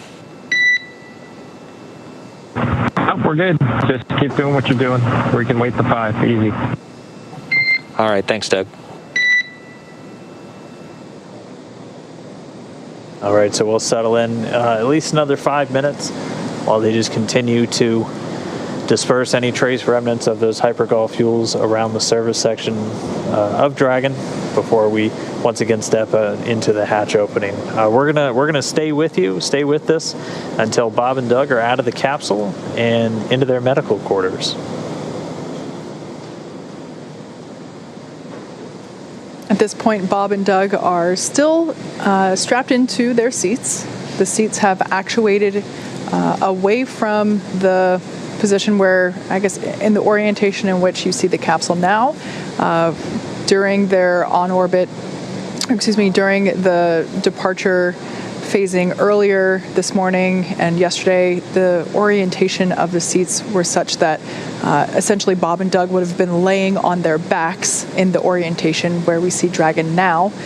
Currently, the seats have actuated upward slightly, so they are not completely upright, but they are reclined a little bit, nice and comfy there. But they are able to see in and out of those windows there that we see on either side of the side hatch. And then once they're able to finish the egress process, getting Bob and Doug out of the capsule, once they're in the medical area, they'll look to start bringing in the helicopter, as both Bob and Doug are going to be flown back to Pensacola via helicopter, getting them to the shore in just a matter of minutes, where a NASA plane is going to be standing by to then load them up and bring them home to Ellington Airfield at the Johnson Space Center in Houston.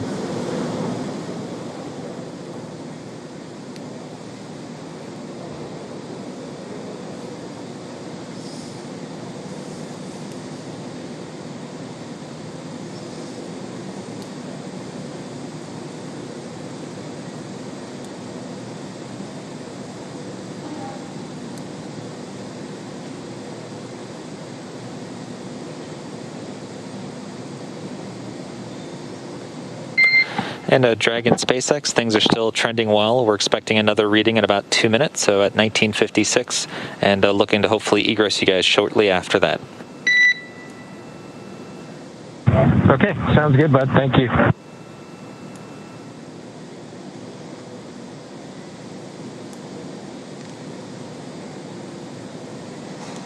In light of one of the social media questions that we were asked earlier, someone asked if Bob and Doug have Netflix available on their heads-up displays there in the capsule, and they've actually been pretty busy throughout this mission, monitoring telemetry and data and checking for timing. And I would say now's about the time that they would certainly want something to watch because, at this point, their only job left to do is get out of the capsule.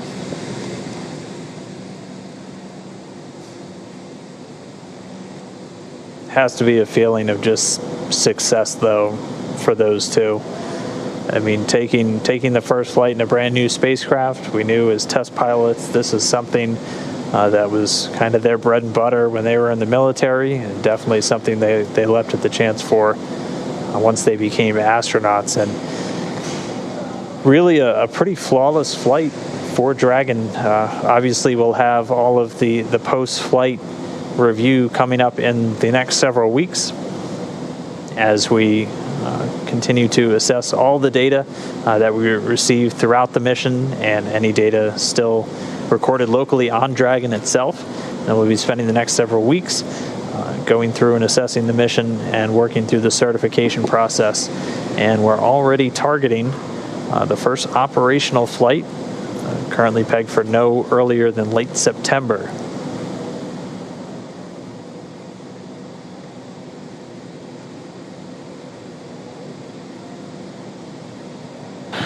And Dragon SpaceX are now planning to stop the purge in 1 minute at about 1957. Copy. Thank you.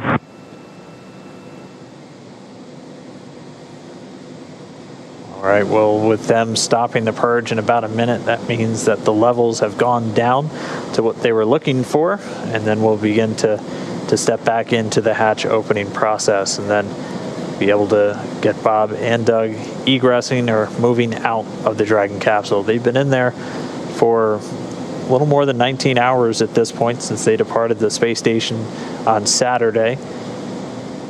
They had a sleep period, 8 hours of rest on the capsule on their way home. They've been up since a little bit earlier this morning, that wake coming about 4:40 a.m. Pacific, so a little more than 8 hours ago.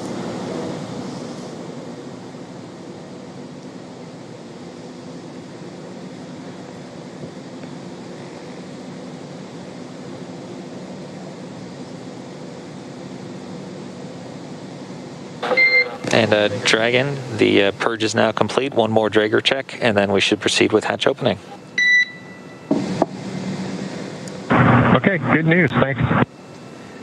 That is good news indeed. So confirmation that the purge is complete and that they're just going to do one more test to make sure that all of the fumes of concern are away and that it is safe to open that side hatch and retrieve Bob and Doug.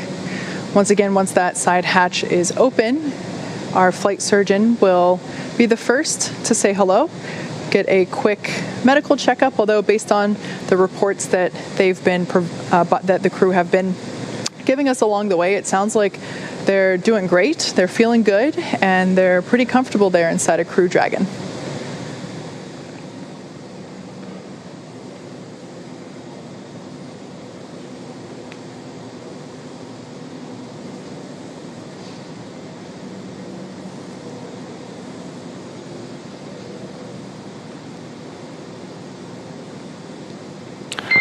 And Dragon SpaceX, we show 0.4 parts per million on NTO, 18 parts per billion of MMH. That's below limits. We are proceeding with hatch opening. Okay, great news. Thanks, Mike. All right, so there's the green light we've been waiting for. In fact, the green light we've been waiting for months at this point. This is our first opportunity to say hello to Bob and Doug, our favorite space dads, as they are now about to egress or exit from Dragon Crew Endeavour. Again, this is the culmination of what has been about a 19-hour journey home, all starting yesterday as they departed the International Space Station. So this hatch will be manually opened, and once doing so, Flight Surgeon Neil Menon will say hello and make sure that they're still doing all right, and then proceed to assist them with exiting the capsule.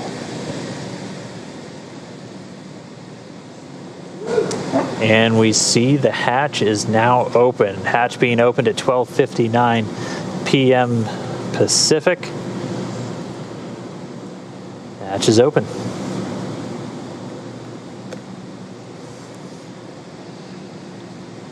So right now they're going to put a piece of equipment in there that basically smooths out the edges and makes sure that it is a comfortable exit from the Dragon capsule. Just a little piece of structure there to ensure that the hatch will remain open and that any sharp edges around that side hatch are protected.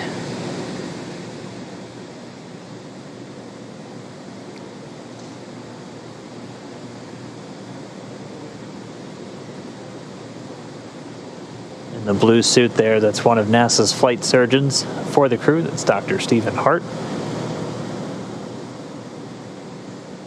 And that hatch open coming at 12:59 p.m. Pacific. That's 1959 Universal Time, or GMT.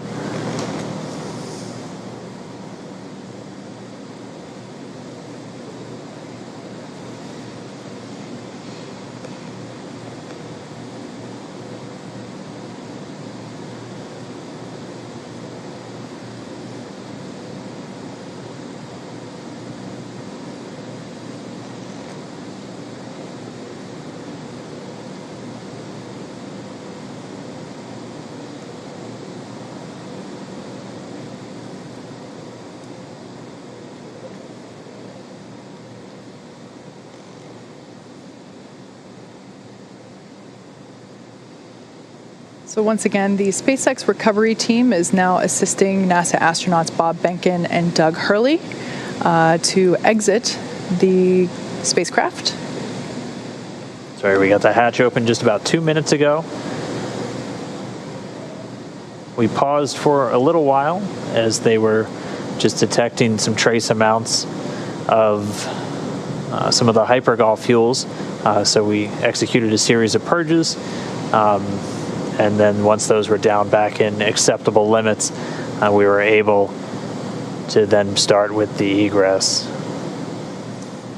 So there we see a stretcher on deck. This is normal. This is part of the standard recovery procedure.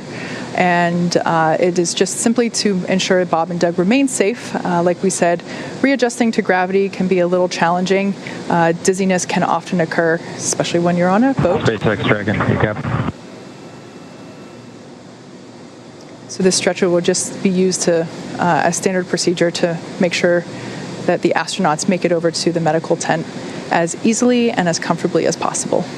Yeah, as we discussed, the reintroduction to gravity from microgravity can be a bit jarring, especially on our vestibular system, so the stuff responsible for our balance. And as they are on a ship underway, we just want to make sure we're taking every possible precaution to ensure that their arrival is safe and free from any injury now that they are home.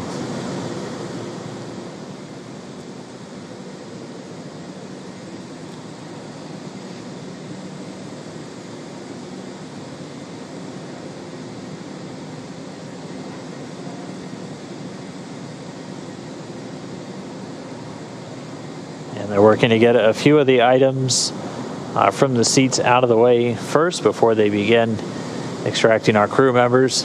They'll be coming out one at a time.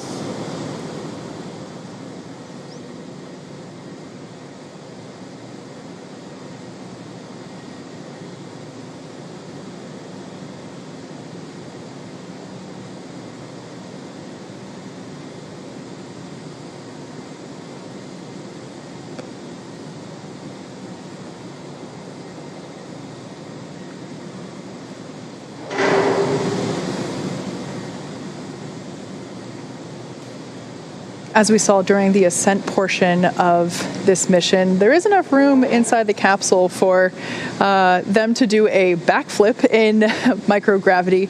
However, considering there's a couple folks in there right now from the recovery team. Check. Got you loud and clear.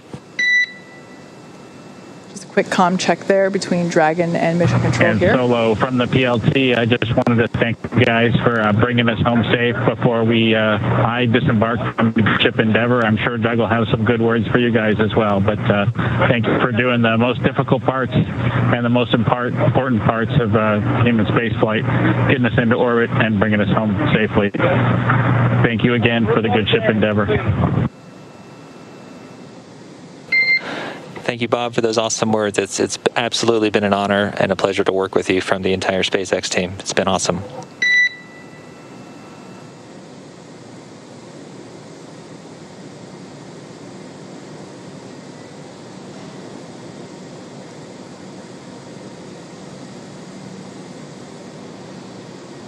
Some initial words from NASA astronaut Bob Behnken. He's in the pilot seat, so you've heard him refer to himself as PLT. We're still standing by for our crew members to begin making their way out of the Crew Dragon spacecraft.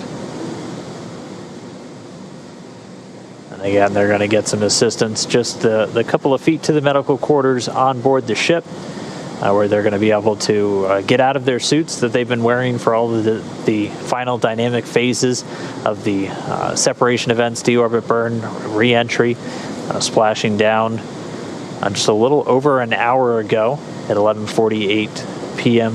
or a.m. Pacific time.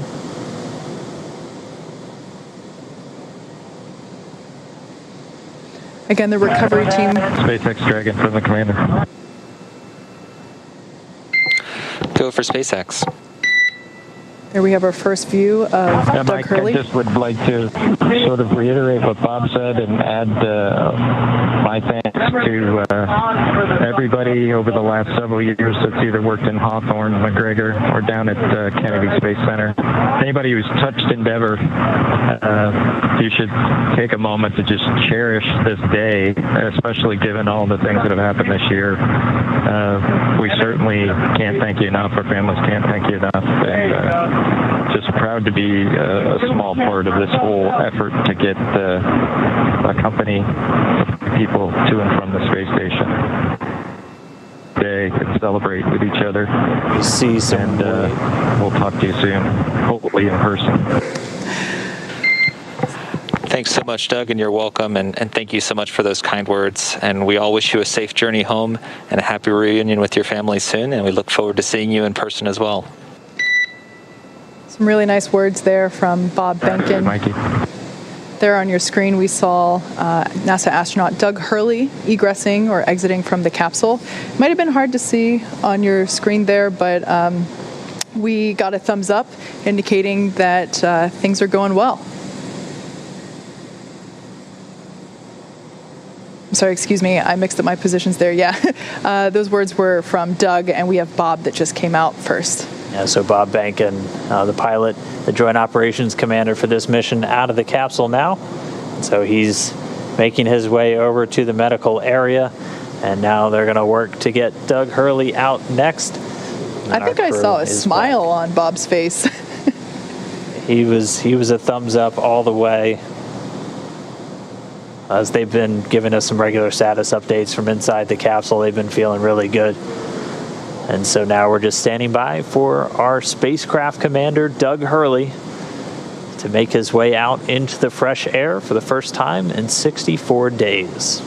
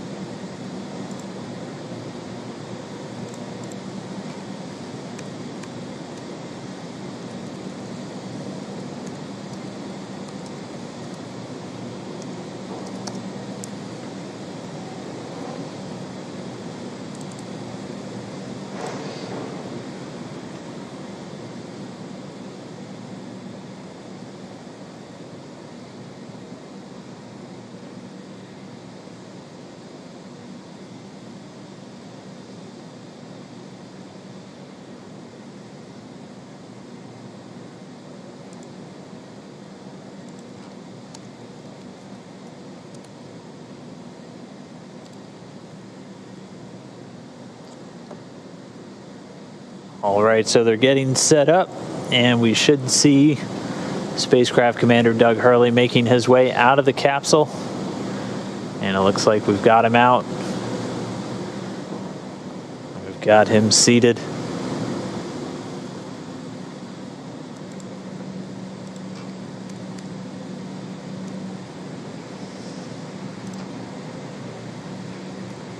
And there we go, another thumbs up. We've got some applause here. And as you can see in Mission Control, a standing ovation for a job well done all around. Yeah, our crew members, Bob and Doug, are now safely back home on Earth, and they're going to get checked out now by the NASA medical team. They're going straight into the medical quarters on board the ship. That'll be their first stop on planet Earth, and then they're going to be making their way up into a helicopter and then heading back to dry land. So once they're complete, the team's going to prepare Dragon itself, and they're going to begin taking it back to shore. But it's been an incredible mission. This all kicked off just 2 months ago on May 30th from Launch Pad 39A at the Kennedy Space Center in Florida. We had a successful liftoff. We had to dodge around some weather. It was suspenseful, clearing up the last possible moment. They had a flawless ride to orbit, a 19-hour journey to the International Space Station, where they just spent 62 days on board, 64 total days in space. They were Expedition 63 crew members doing science experiments, spacewalks, repairs, everything on board the orbiting laboratory. Their journey home began yesterday when they closed the hatch to Dragon and undocked hours later at 4:35 p.m. Pacific. After 4 successful departure burns and a phasing burn to line up their orbit, Bob and Doug rested up before waking up for a re-entry earlier this morning. We successfully jettisoned Dragon's trunk and performed our final on-orbit maneuver, the deorbit burn, at 10:56 a.m. Pacific to send Dragon on the path home. The spacecraft successfully re-entered the Earth's atmosphere and slowed its descent with successful deployments of 2 drogue parachutes and 4 mains, with the final splashdown occurring off the coast of Pensacola, Florida at 11:48 a.m. Pacific, right on time. Following that successful splashdown, we saw SpaceX recovery experts quickly move in and prepare Dragon Endeavour for its lift onto the recovery vessel. And just a little less than an hour following splashdown, we saw Bob Behnken and Doug Hurley make their way, thumbs up, out of Dragon and into the recovery ship's medical facilities, safe and sound. Yeah, we just got word that the helicopter itself should be landing soon, so that'll be their next step in their journey. They'll catch a short flight back to shore where they're going to transfer to a waiting NASA plane for another short flight back over to Houston. They're going to be reunited with their families, and that's going to bring an end to this historic flight. It's really been an honor and a privilege to share this journey with all of you as we open up this new era in human space flight. But I mean, just as we close the book on this mission, we're already counting down the days to the next crewed Dragon flight. Yeah, absolutely. SpaceX and NASA will now begin the process of reviewing data and telemetry from this successful demonstration mission to prepare us for Crew 1, which is currently targeted to launch no earlier than late September. Crew 1 will be SpaceX's first operational flight, flying a full crew of 4 astronauts, including our first from Japan, one of the international partners on the space station. The mission will last approximately 6 months. It has been an incredible honor and joy to share this mission with the public, and the teams from SpaceX and NASA have worked so hard to get here and return this capability to fly humans from America. Continue to follow SpaceX and NASA online and on our social media updates for the next steps on the commercial crew program and the countdown to Crew 1. And we're going to continue to share the progress of Bob and Doug's trip back to Houston on social media. We also have a briefing coming up real soon. It's going to include NASA Administrator Jim Bridenstine and officials from NASA and SpaceX. That's coming up right at the bottom of the hour, 1:30 p.m. Pacific, 4:30 p.m. Eastern, 20:30 GMT. So we're going to say thanks one more time for tuning in, cheering on Bob and Doug as they return home. And we'll see you next time when we'll once again be sending astronauts on American rockets in American spacecraft from American soil. So long.